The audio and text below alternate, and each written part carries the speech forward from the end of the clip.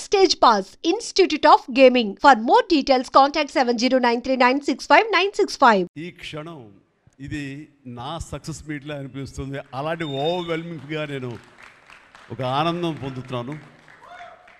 ఎందుకో తెలీదు, ఇక్కడ కావాల్సిన ఉన్న వాళ్ళందరూ కూడా నాకు ఎంతో కొంత ఎప్పటి నుంచో పరిచయం ఉన్నవాళ్ళు, ఎంతో ఆప్యాయత పంచుకున్నవాళ్ళు.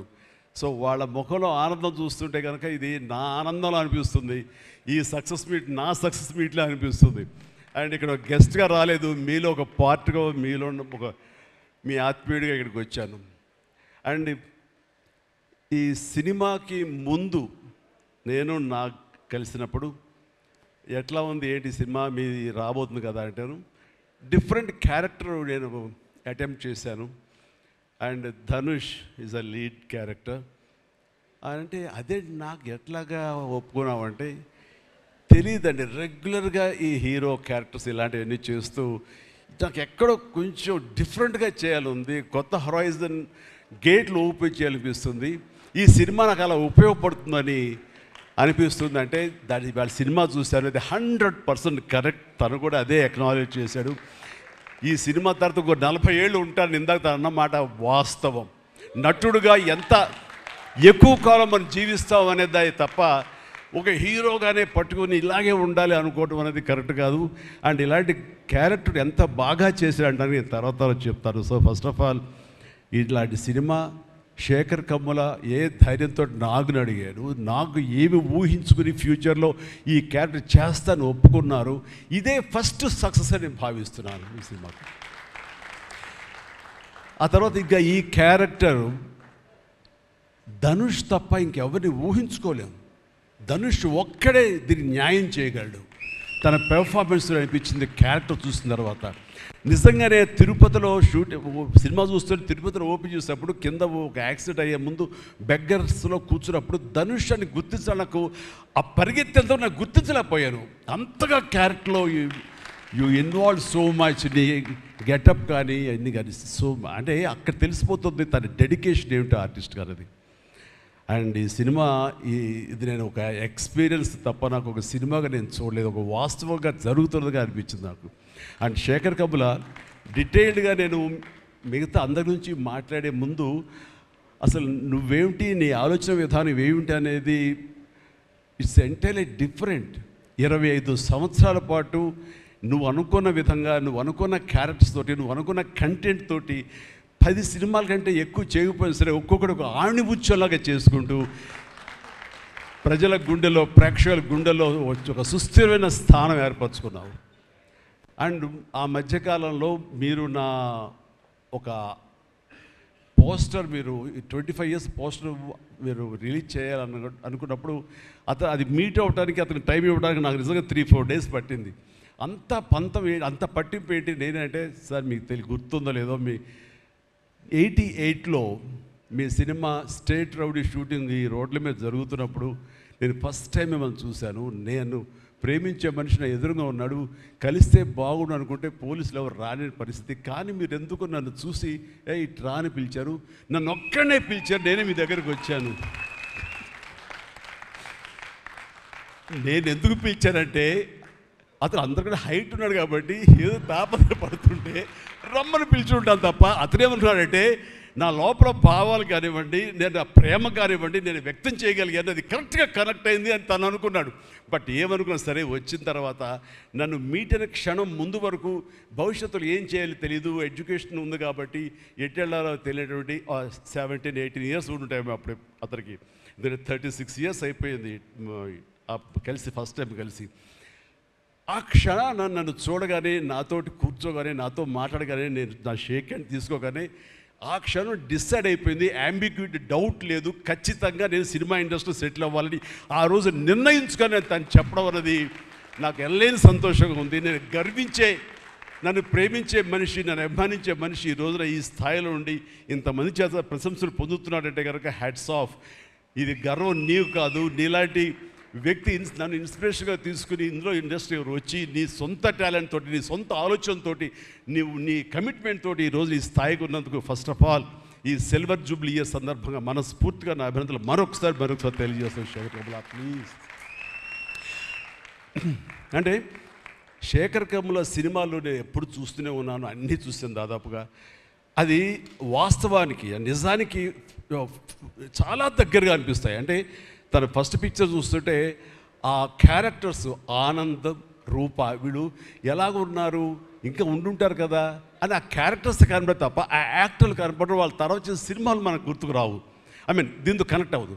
అలాగే ఫిదా, భానుమతి, వరుణ్, అలాగే ఈ ప్రతిమలో శ్రీరామ్, గోదావరిలో శ్రీరామ్, సీతా మహాలక్ష్మి, ఈ క్యారెక్టర్స్ కనపడతాయి. ఎందుకు చూడండి, ఈ సినిమాలో కూడా ప్రతి ఒక్కరు ధనుష్ని దేవా అంటున్నారు, నా ఫ్రెండ్ ఏమో దీపక్ అంటున్నారు తప్ప పేర్లు పెట్టి ఎవరు పిలవట్లేదు, గుర్తుంచుకోవట్లేదు. గబుక్కుని దేవాను వస్తుంది. నాకు అలాగే అనిపిస్తుంది ఇప్పుడు.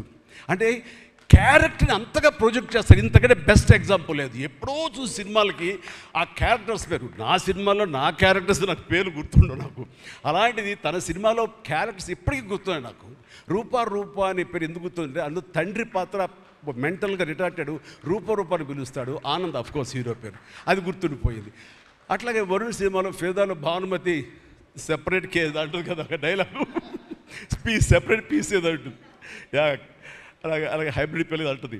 అలాగా తన క్యారెక్టర్స్ గుర్తుండిపోతాయి. అది తన గొప్పతనం. అవి వాస్తవికంగా ఎక్కడో ఇంకా ఉండుంటాయి, వాళ్ళు ఎక్కడో జీవించుంటారు అన్న ఫీలింగ్ ఇస్తుంది. అలాంటి రియల్గా అతని కాన్సెప్ట్ కానీ అది చెప్పాలంటే అదొక పిచ్చి.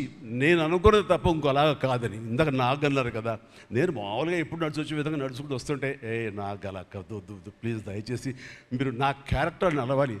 నీ క్యారెక్టర్ నడవాలంటే ఎలా నడవాలి తెలియదు నాకు. నాకు వచ్చిన నడకే ఇది అని చెప్పి ఇందాక ఇద్దరు అనుకుంటాం. నాకు తెలిసిన నడకే ఇది కాదండి, మీ హీరోలా నడుస్తున్నారు, స్టైలిష్గా నడుస్తున్నారు. నేను స్టైలా, నేను హీరోలాగనా అని అంటే కాదు అంటూ ఆ క్యారెక్టర్ చూస్తుంటే నాకు మీరు చాలా డిఫరెంట్గా కనపడ్డారు. నాకు రెగ్యులర్గా కనపడలేదు. మీకుండే ఆ కింగ్ నాగ్ అని కానీ ఆ గ్లామర్ మన్మధుడు ఈ యొక్క స్టైల్లో ఒక చామ్ ఉంటుంది కదా, ఈ సినిమాలో అది కనపడకుండా జీవితంలో నలిగిపోయినటువంటి, మానసికంగా ఫిజికల్గా నలిగిపోయినటువంటి ఒక మనిషి కనపడుతున్నారు. అది మీ క్యారెక్టర్. ఏంటి ఇలాగుందేంటి నలిగిపోయినట్లుగా, బహుశా జైలు నుంచి బయటికి మళ్ళీ ఎప్పుడు వచ్చినప్పుడు మళ్ళీ ఫుల్ గ్లామర్లో కనపడతాడేమో సూటు గిట్ వేసుకుని. అంటే అప్పుడు కూడా భారంతోటో మానసికంగా ఆ ఒక దీనితోటో ఆ సంఘర్షణతోటో ముఖంలో ఆ హెవీనెస్ తోటో జీవితంలో ఏదో పోగొట్టుకుని ఏదో సాధించాలని ఏదో అనుకోవాలని ఏదో రకంగా అయిపోయినట్లా ఈ పరిస్థితుల్లో అన్న మీమాంసలో నలిగిపోతాం. ఆ నలిగిపోవడం అనేది ఫిజికల్గా and appearance wise performance wise చూపించగలిగాడంటే అది హెడ్స్ ఆఫ్ నాగ్. మీరు అన్నట్లుగా ఇది మీకు డిఫరెంట్, ఇంకో కోణం నుంచి మీకు హొరైజన్ మీకు ఓపెన్ అయ్యింది, ఇంకొక డోర్ ఓపెన్ అయ్యింది. తద్వారా బోల్డ్ అని ఫెంటాస్టిక్ క్యారెక్టర్స్ వస్తాయి. అండ్ మీరు అనుకున్నది ఉంటుంది, మీ లాంజివిటీ ఇంకా పెరుగుతుంది అనుకుంటున్నాను. మీ దోవలో నేను కూడా మీకు సమంగా నేను వచ్చేస్తాను నేను అనుకుంటున్నాను. అంటే ప్రతిసారి నాకు అన్ని విషయాల్లో కూడా నాకు సోర్స్ ఆఫ్ ఇన్స్పిరేషన్ అనిపిస్తుంది. అది హెల్త్ కానివ్వండి, కంపోజ్డ్ బిహేవియర్ కానివ్వండి, ఒక ట్రాంక్విల్ ఆలోచనలు కానివ్వండి, స్థితప్రజ్ఞత కానివ్వండి, ఏం జరిగినా సరే అంటే నవ్వుకుంటూ సరదాగా ఉంటాం. ఇవన్నీ చూస్తుంటే నాకు ఎంత ప్రశాంతంగా ఉంటుంది, ఎంత మానసికంగా ఉంటుందని. సో అలాగా ఈ ప్రొఫెషనల్గా కూడా ఈ సినిమాతోటి తను వెళ్ళే దారిలో వై నాట్ నేను కూడా రేపు పొద్దున ఏదైనా అవసరం వచ్చి ఓటీటీలో ఏదైనా సినిమాలు చేయాల్సి వస్తే కనుక ఏం ప్లాన్ నార్సింగ్ నువ్వే గబుని అన్నా కదా, గబుకొని రెడీ అయ్యి వచ్చే రేపు పొద్దున ఇంటికి. సో ఓటీటీలో ఏదో సినిమాలు చేయాల్సి వచ్చినా సరే, వెబ్ ఫిల్మ్ చేయాల్సి వచ్చినా సరే, దానికి కూడా మనం సమాయత్తం అవ్వాలి. దానికి నాకు ఈ రోజున నాకు తీసుకున్న నిర్ణయం నాకు కూడా ఒక ఇన్స్పిరేషన్గా అనిపిస్తుంది. Sir well done. ఈ సినిమా ప్రతి ఒక్కరికి న్యాయం జరిగింది ఈ సినిమాలో. అండ్ నా డైలాగ్ నువ్వు అనిస్తావు నాకు ఇందాక, నేషనల్ క్రష్, నా క్రష్ కూడా అందుకని నేను ఆ మాట అనను కానీ అనుకుంటాను అంతే, పైకి మాత్రం నేను అనను. సరే అమ్మా, ఫెంటాస్టిక్ అమ్మా నువ్వు. అండ్ ఇప్పుడు కదా తన ఫస్ట్ సినిమా హీరోయిన్గా వచ్చినప్పుడు ఆ సినిమాకి ఇలాగే నేను గెస్ట్గా వచ్చాను. ఆ రోజు నుంచి తనని అబ్జర్వ్ చేస్తుంటే నటనా పరంగా కానివ్వండి, తన ఇమేజ్ పరంగా కానివ్వండి, day by day film after film ఎక్కడికో వెళ్ళిపోయింది. ఇది నేషనల్ క్రష్ కాదు, ఇంటర్నేషనల్ క్రష్ అయిపోయింది అమ్మాయి. అండ్ గాడ్ బ్లెస్ యూ అమ్మా, నువ్వు ఎంత బాగా పెర్ఫామ్ చేస్తావంటే నేను చూస్తుంటే నీ కళ్ళు తప్ప ఇంకేమైనా అట్రాక్ట్ చేసుకోవు, కళ్ళు ఒకలా చూస్తుంటావు నేను. అండ్ ఆ కళ్ళతో ఏమి పలికిస్తుంది ఎక్స్ప్రెషన్ అంటే ఇంకా అంత ఇంత కాదు. అండ్ ఈ సినిమాలో ఎంత నిడివి ఉంది, ఎంత లెంగ్త్ ఉంది క్యారెక్టర్ అనే దానికంటే ఎంత ఇంటెన్సిటీ ఉంది అంటే అందులో మాత్రం చూపించగలిగింది ప్రతిదీ. ముఖ్యంగా బిడ్డను హోల్డ్ చేసినప్పుడు ఆవిడ ఒక కన్న తల్లిలాగా, ఒక అమాయకంగా ఒక ప్రియుడిని మోసపోయినప్పుడు వాడి వల్ల ఎక్కేసినప్పుడు నాకు చూడాలి అందులో సౌందర్య వచ్చేసి అప్పారావు వస్తాడు ఇంకా అటు కోసం వెయిట్ చేస్తానంటే పిచ్చమొహం అన్నట్టు ఫీలింగ్ వచ్చింది. అంత అమాయకురాలాగా ఉంది. అది మళ్ళీ ఇందులో కనిపించింది, నాకు ఆ సౌందర్య కనిపించింది ఆ క్యారెక్టర్ చేయటంలో. You done fantastic job. ఆ తర్వాత సీరియస్నెస్గా పెంచుకుంటూ, ఆ తర్వాత దేవాకి సపోర్ట్గా ఉంటూ అండ్ దేవాన్ని ఓన్ చేసుకునే విధంలో మాత్రం నీ ట్రాన్స్ఫర్మేషన్ కానీ నీ characterisation well designed and well performed. Fantastic అమ్మా, ఫెంటాస్టిక్. అండ్ ఇంకా మిగతా క్యారెక్టర్స్ అందరూ అన్ని రకాలుగా అన్నీ బాగా చేసినా సరే నిజంగా చెప్తాను, హృదయానికి హత్తుకుపోయిన క్యారెక్టర్ ధనుష్. అంటే ఈ క్యారెక్టర్కి ధనుష్ తప్ప ఇంకెవరు లేరని, ఇంకెవరు చెయ్యలేరు. ష్యూర్ ఇంకొక హీరో లేడు. అంత పెర్ఫామ్ ఇచ్చి హీరో ఇమేజ్ ఉండి, స్టార్ ఇమేజ్ ఉండి, అన్ని రకాల కాంబినేషన్లో ఉండి చేసే మనిషి అంటే the own and only star in India is Dhanush. ధనుష్ని మైండ్లో పెట్టుకుని ఈ క్యారెక్టర్ డిజైన్ చేసావా శేఖర్? లేదు, నీ క్యారెక్టర్కి అతను అనుకోకుండా సరిపోయాడా అని అంటే నాకు లేదు. నువ్వు ధనుష్ని దృష్టిలో పెట్టుకుని ఈ క్యారెక్టర్ డిజైన్ చేసేవేమో అనుకో అనిపిస్తుంది నాకు. ఎందుకంటే ఈయన సపోజ్ నేను చేయలేని శేఖర్, ఐ వెరీ సారీ, நான் ரொம்ப பிஸியாக இருக்கேன், நான் பண்ண முடியாது అని சொன்னா என்ன பண்ணுவேని? ఎవరున్నారు చేయడానికి? నన్ను అడిగితే నా వల్ల కాదు, నాకు వద్దని బాబు ఈ కష్టాలు ఇవి నాకు ఇలా ఎవరు లేరు. అంత న్యాచురల్గా ఆ క్యారెక్టర్లో ఇమిడిపోయి ఆ క్యారెక్టర్ని అంత బాగా చూపించడం అనేది ధనుష్ తప్ప ఇంకెవరు లేరు. ధనుష్ నీకు బెస్ట్ యాక్టర్ అని చాలా మామూలు అయిపోయింది. మాకు ఎప్పుడైనా వస్తే వావ్ నాకు వచ్చిందో నేషనల్ బెస్ట్ యాక్టర్ అనుకోవాలి తప్ప నేను. బట్ నీకు ఇది మామూలు అయిపోయింది. మళ్ళీ ముందస్తుగా నీకు అడ్వాన్స్గా చెప్పేస్తున్నాను, నీకు కంగ్రాట్స్. నీకు బెస్ట్ యాక్టర్ అనేది ఖచ్చితంగా రావాలి.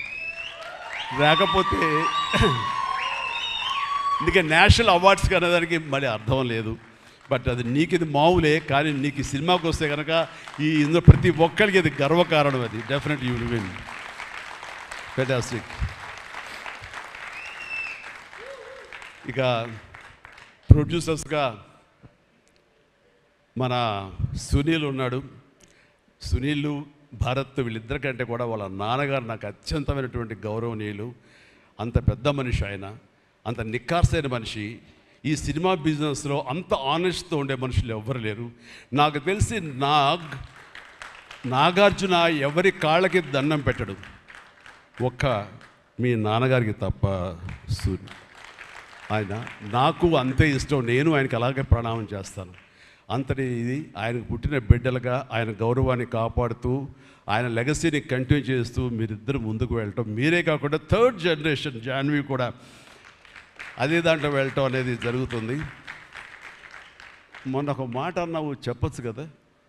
చెప్పనా? ఓకే సార్, మళ్ళీ మాకు సినిమా చేయాలి సార్. మీరు వద్దులేవా, మీరు అది రకరకాలు చేసుకుంటున్నారు కదా, మళ్ళీ ఎందుకు అని. సార్, మా నాన్నగారు మీ సినిమాలో డిస్ట్రిబ్యూట్ చేసి మేము బాగా డబ్బులు గడించాం సార్ అప్పుడు నైజాంలో. మీరు అప్పుడు నైజాంలో మీ సినిమాలు అంటే నైజాం కింగ్ అనుకునేవాళ్ళం మేము. ఆ తర్వాత మేము కొంచెం ప్రయత్నం చేసాం సార్, మాకు బాగానే డబ్బులు వచ్చింది సార్. కానీ అల్లు అరవింద్ గారు ఇక్కడ పెట్టేసరికి మాకు అవకాశం లేకుండా పోయింది. ఏమనట్లే ఇప్పుడు అది కట్ చేసేస్తాలే ఆ ముక్క. లేదు, అది ఎడిటింగ్లో తీసేస్తాలే. అంటే సికింద్రాబాద్లో గీతార్స్ పెట్టారు కదా, అందుకే మీకు సినిమాలు రాకుండా పోయి సరే పక్కన పెట్టేద్దాం. ఆ తర్వాత మీ థర్డ్ జనరేషన్ జాహ్నవి సినిమా తీసి ప్రొడ్యూసర్గా అమ్మాయి రావాలనుకుంటుంది అనుకున్నప్పుడు I wish all the best for her. ఎప్పుడు కలుస్తాను అన్నాను. అదేదో మీరు ఇస్తే మీతోటి అమ్మాయి అడిగిన 3 జనరేషన్స్లో మా ఫ్యామిలీతోటి మంచి సంబంధం ఉన్నట్లు అవుతుంది అన్నారు. పాప మీ నాన్న అడిగారు, ఇంటికి వచ్చి చెప్పారు లేదు నాకు తెలియదు, బట్ వీఆర్ డూయింగ్.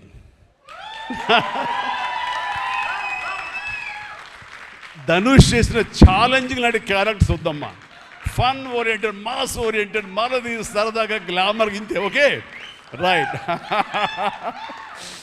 సో ఈ రకంగా 3వ జనరేషన్ కూడా ఎస్ ప్లీజ్ ఈ లెగసీ ఇలాగే కంటిన్యూ అవుతుండాలి, మీ ఫ్యామిలీ బాగుండాలి నాన్నగారు ఆశీస్సులతోటి. అండ్ ఇలాంటి కుబేరా సినిమాలు మరి ఎన్నో సక్సెస్ఫుల్ సినిమాలు చేయాలి. ఇందాక ధనుష్ అన్నట్లుగా మీ మొక్కల ముందు నవ్వు ఉండాలి. ఇప్పుడు నవ్వు కొంచెం ప్లీజ్. Thank you. మీరు నవ్వుతూ ఉంటేనే మా అందరికీ నవ్వు ఉంటుంది, మేము నవ్వుతూ ఉంటాం. Thank you. అండ్ మిగతా టెక్నీషియన్స్ పరంగా చూస్తే కనుక నికేత్ కెమెరామెన్ డిఓపి నేను ఎప్పుడు చూడలేదు. Hi Niket, I haven't seen your films. I don't remember even. But the way you are presenting yourself here is very much appreciable. I could see the energy, what you are pouring here, definitely it will reflect on the stage. Otherwise, Nagaja would have been praised you so much. And you also grab my attention. And future, I don't know, yes, maybe. And you have done a fantastic job. So initially when villain scenes are happening, that time I could see the top floor swimming pool. There I could see the richness of the film. So hardly they would have spent anything. So riches comes not because of the money. Riches comes with your viewfinder. So that way all credit goes to the whole film has grabbed attention and it looks very rich. So definitely please, I will awaiting you in future, and all the very best. Good luck. Done a great job as far as the camera is concerned. And then మా యోగేశ్వరుడు మా పెద్ద అనుకోండి పాపం లేని వయసు వద్దు sir కూర్చోండి sir మీరు please Niket please sit down take your seat కూర్చో సార్ మీరు లెగదు సార్ మమ్మల్ని ఇబ్బందిగా ఉంటుంది. ఇద్దరం చాలా నువ్వు అనుకుని మాట్లాడే పరిచయం మాకు శుభలేఖ సినిమా నుంచి 1980 నుంచి వీఆర్ వర్కింగ్ టుగెదర్. ఈ మధ్యకాలం వరకు కూడా ఎప్పుడైనా సెట్కి వస్తాడు రాగానే సినిమా అడుగుతాడేమో, నెక్స్ట్ సినిమా ఏం చేద్దాం అడుగుతాడంటే బాబాయ్ ఈసారి మీ ఇంటి నుంచి నాకు ఆవకాయ పచ్చడి రాలా అంటాడు. Mango pickle, as for mango pickle from my house. So ఈసారి పంపించాను బాబు, వస్తుంది. శుభం. ఫెంటాస్టిక్. నువ్వు ఈ వయసులో కూడా ఇంత బాగా పనిచేస్తున్నావు, ఇంత కష్టపడుతున్నావు అంటే కనుక అవసరమా అనిపిస్తుంది. రిటైర్ అవ్వచ్చు కదా, హ్యాపీగా రెస్ట్ తీసుకోవచ్చు కదా అని. కానీ మన సోల్స్ అవే రిటైర్మెంట్ అది తీసుకోలేము. కష్టపడి పనిచేయటంలోనే మనకు ఆనందం ఉంటుంది, కష్టపడి పనిచేయటంలోనే ఈ ఇష్టమైన పురుషుల్లో మనం ఉంటాం. మన లాంజివిటీ ఉండాలి అంటే మనం ఇందులోనే ఉండాలి ఖచ్చితంగా. అండ్ భగవంతుడు ఇంకా సంపూర్ణ ఆయురారోగ్యాలు ఇవ్వాలి. నాన్నగారు ఆయన పనితనం నాకు గుర్తుంది, ఆయన దగ్గర కూడా పనిచేశాను నేను, అలాగే ఇప్పుడు నీతో కూడా పని కొనసాగిస్తున్నాను. అండ్ ఈ సినిమాలో నువ్వు పార్ట్ అవటం అన్నది it is great, wonderful Tharani, please. And ఇక్కడ చూస్తుంటే యంగ్స్టర్స్ ఎంత ఎంతూజియాస్టిక్గా ఉన్నారంటే వాళ్ళందరినీ పేరున నేను పిల్లలని కానీ యంగ్స్టర్స్ అంటే ఇండస్ట్రీ ఎంత ఫ్రెష్గా ఎంత యంగ్స్టర్స్ తోటి ఎనర్జీతో ఉంది అంటే అంత అయితే కాదు. నాకు అనిపిస్తుంది అబ్బా మన ఇండస్ట్రీ ఏమైనా ముసలిదైపోయిందా అని అనిపిస్తుంది అప్పుడప్పుడు అద్దంలో మమ్మల్ని మేము చూసుకుంటూ. కానీ ఈరోజు ఇక్కడ చూస్తుంటే కనుక ఇంతమంది యంగ్స్టర్స్ తోటి అండ్ చాలా బబ్లింగ్గా చాలా బాగుంది. ఈ ఇండస్ట్రీ కొనసాగాలి ఎలాగే అంటే కనుక మీలాంటి యంగ్స్టర్స్ రావాలి. ఇలాంటి యంగ్స్టర్స్ వల్లనే మేమంతా పుంజుకుంటాం. నేను ఈ రోజున కొత్త డైరెక్టర్స్తో పనిచేస్తాను, అనిల్ రావుపూడి కానీ, బాబీ డైరెక్టర్ కానీ, వశిష్ఠ్ కానీ, ఇలాంటి యంగ్స్టర్స్ పనిచేస్తుంటే ఎక్కడ లేని ఎనర్జీ వాళ్ళ దగ్గర ఉంటుంది, వాళ్ళ నుంచి కొత్తను ఉంది. నేను వాళ్ళకి అనుగుణంగా నేను మారిపోతుంది తప్ప నాకు అనుగుణంగా వాళ్ళు ఉండాలి కోరుకోవట్లా. నా సక్సెస్ అక్కడేమో అనుకుంటున్నాను నేను ఆ రకంగా. Old wine in a new bottle అన్నట్లుగా ఈ సమయంలో వైన్ గుర్తుకొచ్చింది, సారీ. అండ్ అలాగా ఇదే ఎనర్జీతోటి ఇదే యంగ్స్టర్స్ తోటి ఇండస్ట్రీ కలకలాలని కోరుకుంటున్నాను. And last but not least my brother, నాకు బిడ్డతో సమానం, దేవిశ్రీ ప్రసాద్. అండ్ దేవిశ్రీ ప్రసాద్ తన ఎనర్జీ అంటే ఇందాక చూశారు కదండి, లైవ్ షో చేసేసాడు ఇక్కడ. ఆ తర్వాత ఏం మాట్లాడాలో ఎవరికి ఏం తుయ్యినటువంటి పరిస్థితి మొత్తం అంతా షో గ్రాప్ చేశాడు. బట్ నేను మళ్ళీ కంబ్యాక్ తర్వాత పొలిటికల్గా కొన్నాళ్ళు ఉండి 1915లో 150 సినిమా చేసిన దగ్గర నుంచి అంతకుముందు తన సినిమాలతోనే ఎంబీబీఎస్ కానీ జిందాబాద్ కానీ అన్నీ అయిన తర్వాత మళ్ళీ తన వలన నా మ్యూజికల్ అనేది ఏర్పడేదేమో అనుకుంటున్నాను. అలాంటి గ్రేట్ మ్యూజిక్స్ నాకు ఇచ్చి మళ్ళీ నేను నిలబడడానికి దోహదపడ్డాడు మనోడు. యూ ప్లీజ్ వద్దు అలా చేయదు ప్లీజ్ దోహదపడ్డాడు. మీరంతా సరస్వతి పుత్రులయ్యా ప్లీజ్ బంగారం ప్లీజ్. అండ్ తను ఎనర్జీ డే బై డే పెరిగిపోతుంది, తన టాలెంట్ డే బై డే పెరిగిపోతుంది. ఇక నేషనల్ నుంచి మన రీజనల్ నుంచి నేషనల్ లెవెల్కి ఎలా ఎదిగిపోయాడో మనం చూసాము. ఆ హోల్ ఇండియా తన గురించి ఎలాగా కీర్తిస్తుంది అనేది మనం ఈ పుష్ప 1 and 2 చూస్తున్నాము. ఇప్పుడు ఈ సినిమా కుబేర్లో కూడాను ఎక్కడ డ్యూయట్ సాంగ్స్ లేవు కదా అని అనిపిస్తుంది, కానీ ఒక్క సాంగ్ ధనుష్ పాడిన ఆ సాంగ్ ఎంతగానో ఆకట్టుకుందంటే అంతా ఇంత కాదు. దానికి ఇద్దరు ఒకరొకరు కాంప్లిమెంట్ చేసుకుంటూ ఆ సాంగ్ అంత బాగా హిట్ అవడానికి దోహదపడింది. అట్లాగే సినిమా చూస్తుంటే మ్యూజికల్గా ఉంది తప్ప నాకు ఎక్కడ డ్యూయట్ సాంగ్స్ వేరే లేవి అనే ఫీలింగ్ రాలేదు. And that's the magic of Devi Sri Prasad. Re రికార్డింగ్లో కూడా చాలా హృదయంగా మదర్ తోటి పాడిన పాట రోడ్డు మీద యాక్సిడెంట్ అయిన తర్వాత అబ్బా కన్నింటి నీళ్ళు వచ్చేస్తుంది నాకు. మన రైతుల మీద పాడే గుర్తుందా మన 150 సినిమాలో నీరు నీరు నీరు అంటూ దాన్ని మరిపించిన సాంగ్లో అనిపించింది. అండ్ అది వెరీ మచ్ రిలవెంట్ సాంగ్. అట్లాగా తన ఆర్ఆర్ బ్యాక్గ్రౌండ్ కూడా తన సాంగ్స్ ద్వారా అవన్నీ కూడా అత్యద్భుతంగా కనిపించేలాగా వినిపించేలాగా చేశారు. దానికి దోహదపడినటువంటి లిరిసిస్టులు ఇక్కడే ఉన్నారు. భాస్కర్ భట్లాను, ఇందాక ఇంకో ఆయన పేరు చెప్పారు నందకిషోర్ గారు, అలాగే మన చంద్రబోస్ గారు. అండ్ వీళ్ళందరూ కూడా నేను హృదయపూర్వక అభినందనలు తెలియజేస్తాను. అండ్ ఈ రోజున ఇక్కడ రావటం అన్నది నేను చాలా ఆనందం అనుభవిస్తున్నాను ఇక్కడ మీ అందరితో పాటు. అండ్ ఇలాంటి సినిమాలు రావాలి, ఎందుకంటే సినిమా సక్సెస్ అనేది గగనమైపోతున్న రోజులు ఇవి. థియేటర్స్కి ఆడియన్స్ రప్పించడం అనేది మహా గగనమైపోతున్న రోజులు ఇవి. రావటం కష్టంగా ఉంది. ఎలాగ సినిమా థియేటర్లు కానివ్వండి ఇవి ఎట్లాగ సస్టైన్ చేయాలి, ఎలా నిలబడాలి అనేది చాలా క్లిష్ట పరిస్థితుల్లో ఇలాంటి సినిమాలు, ఇలా కంటెంట్ ఉన్న సినిమాలు, అంటే హృదయంగా ఉన్న సినిమాలు, ఎమోషనల్ సినిమాలు అండ్ బిగ్ ఈవెంట్ ఫిలిమ్స్ ఇందాక చెప్పినట్లుగా మనవాడు అవన్నీ కూడా ఆడొచ్చు. కానీ ఇలాంటి సినిమాలు కూడా ఆడి కంటెంట్ మనం సరిగ్గా ఇవ్వగలిగితే, వాళ్ళ హృదయాలను మనం తాకగలిగితే ఖచ్చితంగా ఈ సినిమాలు చూస్తారు, థియేటర్కి వస్తారు అనే ఒక ధైర్యాన్ని భరోసాని ఇచ్చిన సినిమాలు ఈ మధ్యకాలం చూస్తున్నాము. చిన్న సినిమాలు అయితే పెద్ద సినిమాలు అయితే అందులో ఈ రోజున శేఖర్ మీరు మరొకసారి నిరూపించారు. ఇందాక ఎవరో మిమ్మల్ని చేశారు, నిజంగా మనస్ఫూర్తి చెప్తాను, క్రెడిట్ గోస్ టు యూ. ఒక ధైర్యాన్ని ఇచ్చింది ఇలాంటి సినిమాలు చేయొచ్చని.